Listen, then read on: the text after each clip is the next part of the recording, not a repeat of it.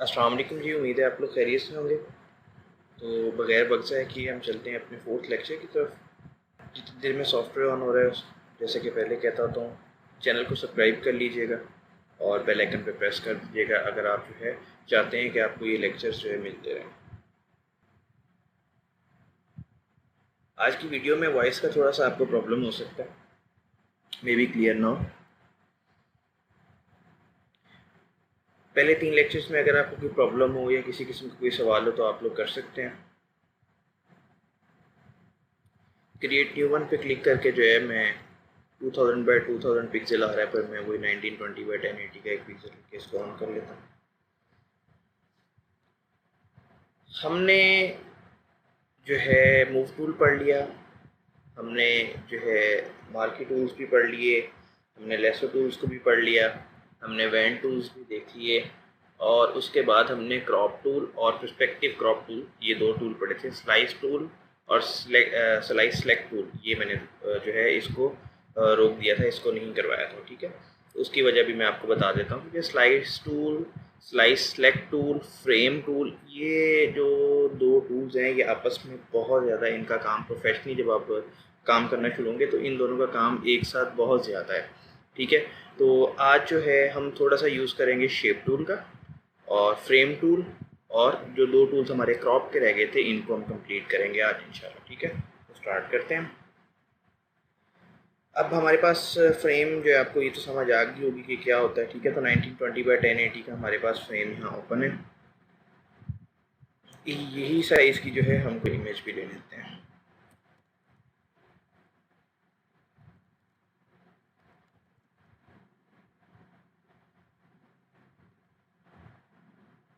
Google के ऊपर भी हम लिख सकते हैं जो हमें साइज़ चाहिए, ताकि हमें वही साइज़ मिल जाए।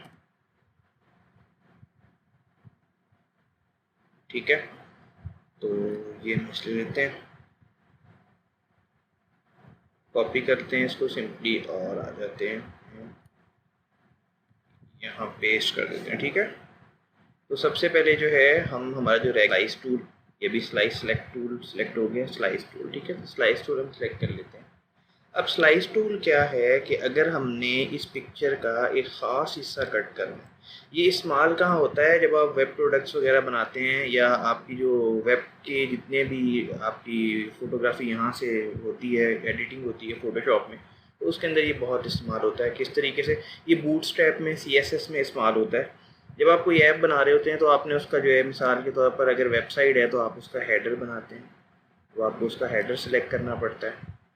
ठीक है, हेडर के बाद फिर आपको ये होता है कि अब अगर ये हेडर जो है मिसाल के तौर पर मोबाइल साइज़ के अंदर होगा तो इसका साइज़ क्या होगा, इसका कितना हिस्सा इमेजिंग काम करेगा, iOS पे होगा तो कितना हिस्सा इसके वर्किंग करेगा, वो सारी चीज़ें जो है आप इसके ऊपर स्लाइस टूल के थ्रू बना सकते हैं। ठीक है, अब जब हम इसके ऊपर आते हैं तो देखें यहाँ पे स्लाइस सेलेक्ट टूल ऑटोमेटिकली आ जाता है, जिसके ऊपर ये आप निशान देख सकते हैं, एरो का निशान आ रहा होगा, माउस का जिस तरह एरो होता है इस तरीके का, ये आपको जो है बताता है कि आपने कौन सा टूल जो है सेलेक्ट किया हुआ है। हम यहाँ से स्लाइस सेलेक्ट टूल के ज़रिए इसकी लेयर्स को जो हमने सेलेक्ट की हुई हैं इनको यहाँ से वहाँ, जैसे कि मूव टूल का काम है, इस तरीके से स्लाइस सेलेक्ट टूल जो है वो स्लाइस को सिलेक्ट करता है। आपने जो स्लाइस भी सिलेक्ट करेंगे वो स्लाइस सेलेक्ट हो जाएगा, आप उसको मूव कर सकेंगे। ठीक है, आप मल्टीपल स्लाइसिंग कर सकते हैं, जैसा कि आप पूरे पेज को भी डिवाइड कर सकते हैं। किस तरीके से, हम ये बीच वाला एक स्लाइस लेते हैं, इसके ऊपर हम देखें मैंने राइट क्लिक किया है और यहाँ पे डिवाइड स्लाइस की ऑप्शन है। यहाँ पे हम हॉरिजेंटली भी इसको डिवाइड कर सकते हैं, हम वर्टिकली भी कर सकते हैं, और हम दोनों तरीके से भी इसको डिवाइड कर सकते हैं। जैसे कि हम कर देते हैं जी 2/4 के हम इसके ऊपर डिवाइड कर देते हैं, या फिर हम इसको कर देते हैं 6/4 कर देते हैं। तो अब देखें यहाँ पे मुख्तलिफ फ्रेमिंग्स बनी आ गई हैं ऑटोमेटिकली, उसके अंदर जो है ये डिवाइड हो गया। और ये आपको स्क्रीन वगैरह का साइज़, जब आप थोड़ा सा प्रोफेशनली वर्क करना शुरू होंगे तो स्लाइस टूल जो है आपको इस तरीके से आपके काम आएगा। ठीक है, जैसे कि अगर यहाँ पे हम इसको प्रोफेशनली यूज़ करें तो मैं आपको थोड़ा सा ना दिखा ही दूँ। मैं इनको स्लाइस टूल्स को ख़त्म कर देता हूँ और मैं सिंपली एक ही स्लाइस टूल लेता हूँ फुल पिक्चर का। ठीक है, ये मैंने फुल पिक्चर को स्लाइस टूल में ले लिया। अब मैं इसको डिवाइड कर देता हूँ। हमें जो स्लाइस्ड ऑन इवनली हॉरिजेंट चाहिए होंगे वो हमें चाहिए होगा 1 और ये हमें चाहिए होंगे 3। मैं इसको भी करता हूँ। अब देखें यहाँ पे सिंपली पता चल रहा है कि जब ये वेब ग्राफिक पे होगा तो ये पूरी पिक्चर आएगी, और जब ये मोबाइल ग्राफिक में होगा तो ये बीच का हिस्सा जो चल रहा है ये आएगा। ठीक है, अब इसके अंदर मैं हेडर को भी डाल देता हूँ कि मोबाइल का हेडर कैसे शो होगा वेबसाइट के अंदर। लाइक इतना जो हिस्सा होगा ये मोबाइल हेडर का होगा, और ये ऊपर का हिस्सा जो है ये वेब हेडर का होगा। यहाँ पे मोबाइल का मैं लोगो सेलेक्ट करना चाहता हूँ या कुछ भी मैं अगर इसके अंदर स्लाइसिंग मज़ीद करना चाहता हूँ तो देखें उस साइज़ का जो है मैं इसके अंदर लोगो ऐड कर दूँगा। यानी हर चीज़ को तरीके के साथ बता सकते हैं कि यहाँ पे ये चीज़ होगी, यहाँ पे ये चीज़ होगी, ताकि आप PSD के अंदर जो है एक फ़ाइल बनाएंगे पूरी वेबसाइट की, जो आपकी एक इमेजिनेशन होगी। वो इमेजिनेशन जो है आप फोटोग्राफर को या फोटोशॉप एक्सपर्ट को बताएंगे। फोटोशॉप एक्सपर्ट जो है उसके मुतालिक एक वेब व्यू तैयार करेगा, और वो वेब व्यू फिर जो है आप आगे वेब डेवलपर को देंगे, और वेब डेवलपर जो है फिर उसको हकीकी तौर पे तैयार करेगा। ठीक है, तो ये वहाँ पे इस्तेमाल होता है। अब कंट्रोल ऑल्ट शिफ्ट एस मैंने आपको पिछले लेक्चर्स में बताया था कि ये हमारा सेविंग के लिए वेब व्यू टूल होता है। तो आप देखें यहाँ पे तमाम के तमाम इसके जो है ना वो आ रहे हैं बने हुए कि हमने जो भी लेयर सेव करनी हो हम वो लेयर सेव कर सकते हैं। तमाम लेयर्स अगर हम सेव नहीं करना चाह रही है, कौन सी ब्राइट हो, कौन सी वाज़े नज़र आ रही हो, तो वेब व्यू में हम इस पर क्लिक कर देंगे तो हमें पता होगा कि जी ये लेयर जो है ऑटोमेटिकली सिलेक्ट हो चुकी है। ठीक है, अब यहाँ से इसको जिस तरह सेव करना चाहें हम उस तरीके से सेव कर सकते हैं। अब इसके सेव करते हुए एक चीज़ जो आती है जब हम इसको ये सेव कर देते हैं, यहाँ पे एक ऑप्शन आ जाती है slices, all slices, all user slices, या अगर मैंने किसी एक स्लाइस को सिलेक्ट किया हो जैसे वो सेव होगा और बाकी हिस्सा खाली आएगा। ठीक है, तो आप इस तरीके से इनको सेव कर सकते हैं।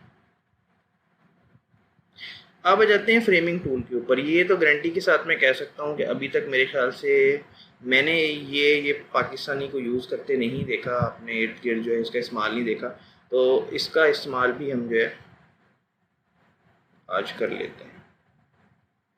बहुत ही आसान कर देने वाला टूल है आपकी एडिटिंग को और आपके मामलात को एडिटिंग के अंदर। फ्रेम टूल नया टूल है, ये सीसी वर्जन में है, जो CS के वर्जन से उसमें नहीं था। यानी कि ये 2018 के एंड में और 2019 के 2018 के एंड में आया है, और CC 2019 के साथ जो स्टार्ट हुआ है फ्रेम टूल। अब फ्रेम टूल के जो गलत फहमी है ना वो ये दी जाती है, ये वैसे सही भी है जो जिस तरीके से इसको इस्तेमाल करते हैं कि जी हम इसके थ्रू भी सेम वर्किंग ले सकते हैं स्लाइस टूल की तरह, कि हमने इतना हिस्सा फ्रेम का सिलेक्ट कर दिया, उसके बाद ये अब हम क्या करते हैं कंट्रोल N के साथ हम अपनी एक और पिक्चर खोल लेते हैं जो हमने की हुई है। ठीक है, इस पिक्चर को हम उठा के अब इस फ्रेम के अंदर पुट कर देते हैं। हम यहाँ से कर देते हैं ये। ठीक है, तो अब ये देखें जी हेडर आ गया, या जो भी आप कहना चाहें आपकी एक लेयर आ गई, जो भी आप जिस तरह भी इसको कंसीडर कर लें। ठीक है, ब्लू टूल के साथ अब देखें जब तक ये बाहर ब्लू निशान आ रहा है ये मूव होगा। जब आपको इसको मूव नहीं करना सिंपली बाहर आके क्लिक करें। अब आप इसको ऊपर नीचे कर सकते हैं। अब देखें ये आपका फर्स्टली हेडर जो है आपका आ गया। इसी तरीके से अब आप नेक्स्ट फ्रेमिंग कर सकते हैं। नेक्स्ट फ्रेमिंग में आप यहाँ कुछ डालना चाहते हैं लाइक साइड आपके, ठीक है, यहाँ पे अब कोई और पिक्चर उठा लेते हैं। चलो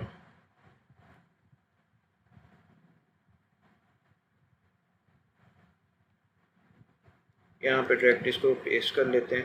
तो आप देखें अब ये जो है आपका सेकंड व्यू आ गया। इस तरह आप अक्सर वेबसाइट्स पे देखते हैं साइट के ऊपर जो है आपकी एडवर्टाइजिंग चल रही होती है या कोई और मामला होते हैं, तो वो चीज़ें जो है अगर अब आप इसको फिर मूव करना चाहते हैं सिंपली इस पर डबल क्लिक करेंगे और आप इसके अंदर का जो हिस्सा होगा ये इसको मूव कर सकेंगे। ठीक है, अब ये तो इसका ना बड़ा सादा सा इस्तेमाल हो गया जो बहुत कॉमन है और बहुत ज़्यादा हो रहा है। ठीक है, यहाँ हम एक और साइड व्यू देते हैं, इसको भी मैं ये इमेज यहाँ पे पेस्ट कर रहा हूँ। तो ये आपका साइड का व्यू आ गया। यहाँ बीच के अंदर जो है वेबसाइट की वर्किंग होगी या दीगर चीज़ें होंगी, लेकिन इसका जो असल इस्तेमाल है वो अक्सर लोगों को नहीं पता। अब हम उसके ऊपर बात कर लेते हैं। अब हम जब इसके ऊपर आते हैं ना तो यहाँ पे देखें इन्होंने जो एडोब फोटोशॉप उन्होंने दिया हुआ है वो इस तरीके से दिया हुआ है कि देखें ये कप के बीच की इमेज चेंज कर देता है। अब अक्सर लोगों का आप सुनेंगे जी इस तरह इमेज बनी हुई आती है, लेकिन ऐसा नहीं होता। आप यकीन माने ये एज इट इज़ सेम इसको ऐसा ही कर सकता है। उसके लिए हम यही इमेज जो अडोब हमें दे रहा है इसी को ले लेते हैं। उसका क्या तरीक़ेकार है, हम यहाँ से एक टूल यूज़ कर लेते हैं स्निप का। हर विंडो के अंदर स्निप टूल होता है। विंडो एक्सपी का मुझे नहीं पता, लेकिन बकिया तमाम के अंदर तकरीबन स्निप टूल है। ठीक है, स्निप टूल का काम क्या होता है कि ये इमेज को इस तरीके से आप ये स्क्रीनशॉट का वही हिस्सा लेता है जो आपको चाहिए होता है। आप उसको पेस्ट भी कर सकते हैं, ठीक है, और आप उसको सेंड करने के लिए भी इस्तेमाल कर सकते हैं। हम स्निप टूल के इस्तेमाल की बजाय मेरे ख्याल से इंटरनेट पे कोई पिक्चर ले लें। उसकी वजह ये है कि कहीं ऐसा ना हो कि आप लोगों के पास अगर स्निप टूल का इस्तेमाल ना हो तो आपसे इसकी वर्किंग ना हो। तो हम तो क्या चीज़ लें, HTML ग्राउंड लिख देते हैं, देखते हैं क्या आता है।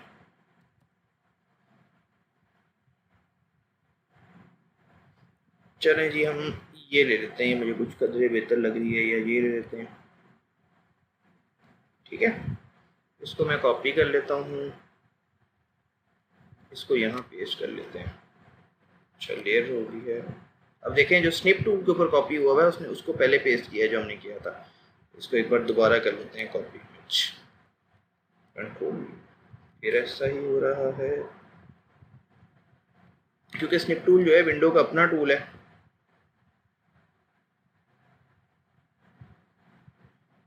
अच्छा भाई, हम इसको यहाँ नहीं रख सकते, कोई बात नहीं, एक बार फिर ट्राई करते हैं, अगर नहीं होता तो इमेज को सेव कर लेंगे। ठीक है, हो गया। कंट्रोल टी के ज़रिए आपको पहले भी बताया था कि कंट्रोल डी जो है रीसाइजिंग के लिए होता है और ये पिक्सल भी ख़राब नहीं करता, ऑटो एडजस्ट कर लेता है। एंटर किया, देखें पिक्सल आपके ओके हो गए। अब देखें, अब हम चाह रहे हैं कि इसके बीच के हिस्से के अंदर जो ना हम कोई इमेज लगाएं, कोई फ़ोटो लगाएं, या कुछ भी हम यहाँ पे पुट करना चाहते हैं वो करें। तो अब हम किस तरीके से कर सकते हैं, हम यहाँ शेप्स में आ जाएंगे। हमें जो भी शेप चाहिए, अभी राउंड शेप है तो हम राउंड को ले लेते हैं। ये एलिप्स टूल होता है, ठीक है, जो राउंड होता है। अंदाजे के साथ हमने थोड़ा सा इसको सिलेक्ट किया, ये हमने सिलेक्ट कर लिया। सिलेक्ट करने के बाद हमने कंट्रोल का बटन प्रेस किया और जहां हम इसको रखना चाह रहे हैं इसको हमने रख लिया और थोड़ा सा इसको छोटा कर देते हैं।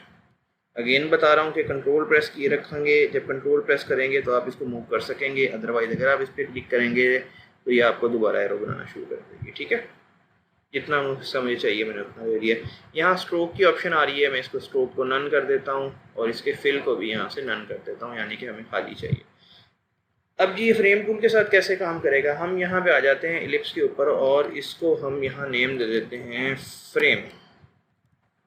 ठीक है, हालांकि हम बाद में भी कर सकते हैं। अब यहाँ ऑप्शन है देखें, कन्वर्ट टू फ्रेम, हम इस पर क्लिक करते हैं फ्रेम और ओके कर देते हैं। अब ये फ्रेम देखें सिलेक्ट हो गया और इसका बीच का हिस्सा राउंड है। अब हमने यहाँ पे जो भी पिक्चर डालना चाहते हैं वो पिक्चर यहाँ पे पुट कर सकते हैं।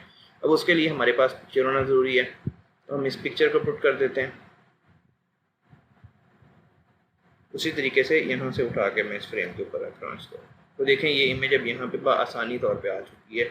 आप इसको जिस तरह चाहें इस राउंड के ऊपर सेलेक्ट करके, मैं इसको बाहर का हिस्सा सेलेक्ट करता हूँ। देखें बड़ी सफाई के साथ ये इमेज यहाँ पे पुट हो चुकी है। ठीक है, अगर आप पाकिस्तानी काम करना चाहते हैं, अपनी कोई फ़ोटो शोटो लगाना चाहते हैं इसके ऊपर, वो आप को शौक होता है कि शेयर की जो है वो लगाई होती हैं, और वो इस तरह की जितने भी एडिटिंग होती हैं वो आप इसके थ्रू बड़ी आसानी कर सकते हैं। ठीक है, तो अब इसके लिए हम हमारा क्लियर हो गया थॉट। अब यहाँ से हम एक पिक्चर ले लेते हैं, ओपन कर लेते हैं, पाकिस्तानी वाला काम भी तो कर लेना थोड़ा सा। पोर्ट्रेट में चले जाते हैं, पर्सनल में चले जाते हैं, माई फोटो में चले जाते हैं, कोई भी ख़राब सी फ़ोटो उठा लेते हैं। ख़राब उठाएं, इतनी भी ख़राब ना उठाना यार। ठीक है जी, तो ये मुझे थोड़ी पसंद है, ये ले लेते हैं। ठीक है, हमने इसको ओपन कर लिया। अब हम इस इमेज को सिंपली हमने इसको अनलॉक नहीं किया, हमने इसे अनलॉक किया, उसके बाद इसको उठाया। उठाने के बाद हमने इसको क्या किया, यहाँ पे ला के पुट दिया। अब देखें ये बड़ी अच्छे तरीके से ये इमेज आ चुकी है यहाँ पे, और ये ठीक है। तो अब आप जो भी चाह रहे हैं इस इमेज के साथ आप कर सकते हैं, जो यहाँ रखना चाह रहे हैं। इसी तरीके से अब आपके पास से कि जितने भी आपके पास शेप टूल हैं उतने आप फ्रेम टूल का यूज़ कर सकते हैं, उतनी शेप्स में फ्रेम टूल यूज़ कर सकते हैं। लाइक मैं अगर ये ट्रायंगल का टूल ले लेता हूँ, यहाँ पे मैं ट्रायंगल लगा लेता हूँ, सेम तरीक़ेकार होगा। मैं इसको यहाँ पे आके करूँगा convert to frame. Convert to frame के बाद हम इसको कर देंगे फ्रेम 1, नील कर देंगे। इसके फिल को भी हम इसको नील कर देंगे, ठीक है, ताकि ये बिल्कुल क्लियर हो जाए।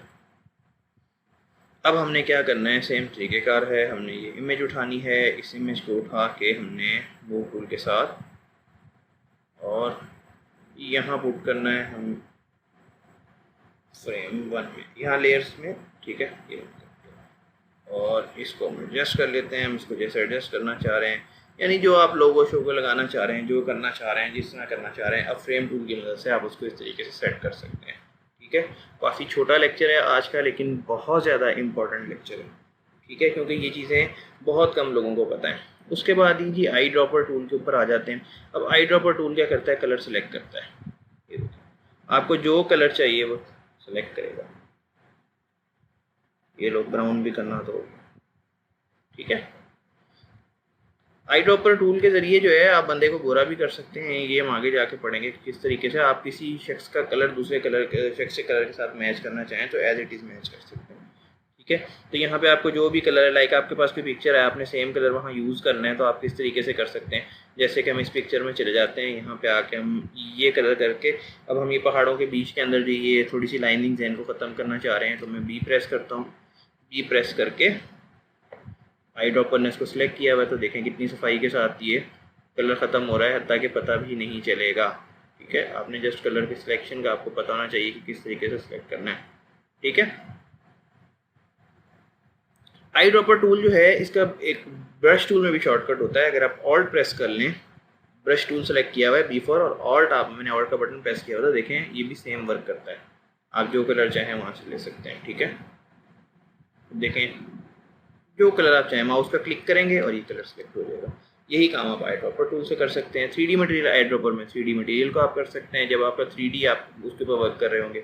कलर सैम्पलर टूल के अंदर भी सेम है कि आपको कलर के सैंपल वो यहाँ पे दे देगा कि RGB। अब ये मैं जिस कलर के ऊपर जाऊँगा वो आपको बता देगा कि इसका RGB ये है, इसका XY ये है और इसका CMY का ये है। अब अगर आपने प्रिंटर का भी यूज़ किया हो कलर और उसमें आपने इंक वगैरह डाली हो तो RGB भी प्रिंटर्स आते हैं, CMY के भी आते हैं, 4 इंक्स होती हैं, CMY के में RGB में 3 इंक्स होती हैं। इस तरीके से ब्लैक एंड वाइट में तो खैर आपको पता ही है ब्लैक और वाइट ही होती है, उसमें क्या कलर होगा, ठीक है।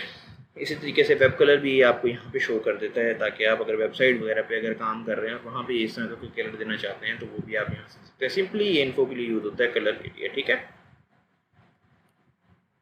उसके बाद जो है रूलर टूल है। रूलर टूल के अंदर क्या होता है, या आप इसकी लेंथ वगैरह और दीगर जो यानी इन्फो के टूल्स हैं, ये सारे इन्फो के टूल्स हैं, आपको इन्फॉर्मेशन इसके मतलब मिल जाती है। आप देखें उसका ए ये आ गया, एल ये आ गया, विड्थ उसकी ये आ गई, हाइट थी आ गई, तो ये इतना हिस्सा बता रहा है कि ये इसकी जो यहाँ से यहाँ तक की विड्थ है वो 24 है और यहाँ से लेकर यहाँ तक जहाँ तक ये देखें ये लाइन आ रही है इनके बीच 1182 जो है इसकी हाइट है, ठीक है।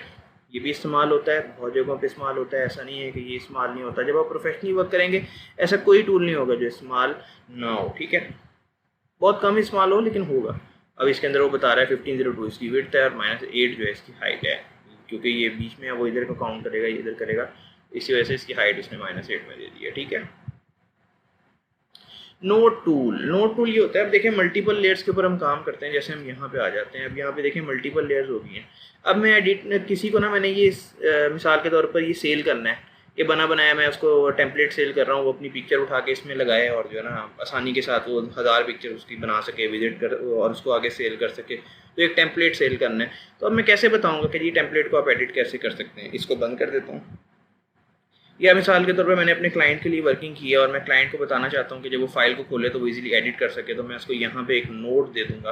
मैंने नोट पे क्लिक किया, उस नोट के अंदर मैं लिख दूँगा कि फ्रेम 1 ऐसे ऐसे एडिट होता है, या जो भी मैं लिखना चाहता हूँ अपना मैसेज वो मैं लिख के उसके ऊपर क्या कर दूँगा, ख़त्म कर दूँगा। सेकंड नोट देना चाहता हूँ मैं, सेकंड नोट इसके मतलब लिख दे दूँगा, जो भी यानी मैं कहना चाहता हूँ मैंने नोट दे दिया। तो वो जब ओपन करेगा मेरी फाइल को तो वो मेरे नोट्स को आसानी के साथ पढ़ सकेगा और देख सकेगा, लेकिन जब हम प्रिंट करेंगे तो नोट्स शो नहीं होंगे, ठीक है। उसके बाद ये आ गया 1 2 3 जो है हमारा काउंट टूल। अब इसके अंदर क्या है कि मैं बताना चाहता हूँ कि मेरा H1 ये है, उसके बाद सेकेंडली आपने एडिट ये करना है, थर्ड वन आपने ये करना है, फोर्थ वन आपने ये करना है। या मैं खुद को देखना चाहता हूँ कि फर्स्टली मैंने ये किया, सेकंड लेयर मेरी ये है, थर्ड ये है, फोर्थ ये है। तो इस तरीके से मैं जितना भी अपना अकाउंट को काउंट करना चाहूँ वो काउंट कर सकता हूँ।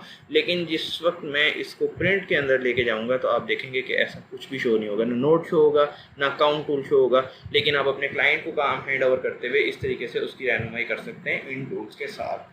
ठीक है, आज भी हमने 3 टूल्स देख लिए। वॉइस के अंदर अगर आज प्रॉब्लम हो तो उसके लिए माजरत है, ठीक है, कुछ माइक डिस्टर्ब हुआ है। आज हमने क्या किया है, अब हमारे अब तक जो टूल्स कंप्लीट हुए हैं, मूव टूल कंप्लीट है हमारा, मार्की टूल हमारा कंप्लीट है, और हमारा लेसो टूल कंप्लीट है, हमारे इवेंट टूल्स कंप्लीट हैं, और हमारे क्रॉप टूल्स भी कंप्लीट हैं, हमारा फ्रेम टूल भी हो गया, और हमारे जो है ये इन्फो के जितने भी टूल्स हैं वो भी हमारे कंप्लीट हो चुके हैं। ठीक है, तो दुआ में याद रखिएगा, इंशाल्लाह मिलते हैं आपसे अगले लेक्चर में। अल्लाह हाफिज़।